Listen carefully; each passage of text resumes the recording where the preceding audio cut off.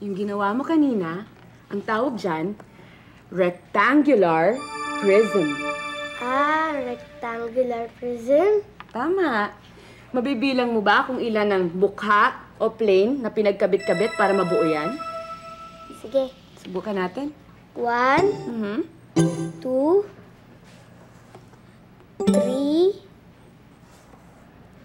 4, 5, 6. 6 ang... 6 lahat ng plane. Tama.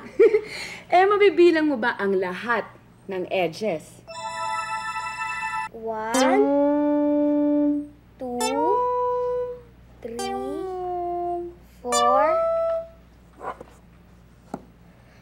5, 6, 7, 8, 9, 10,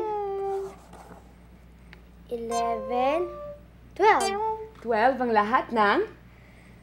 Edge. Ang galing-galing, Jason. Alam mo ba kung ano ang tawag dito? Ito naman ang vertex. Vertex? Ang vertex ay ang point kung saan pinagkakabit-kabit ang lahat ng edges. Ah. Bilangin natin ang lahat ng vertices. 1, 2, 3, 4, 5, 6, 7, 8. 8 vertices. Tama, 8 vertices. O ano, di ba? Ang ganda-ganda ng ating kahon. O ano, ilagay na natin yan? Sige. Sige. Buksan natin ha. Paghiwa-hiwalayin natin ulit.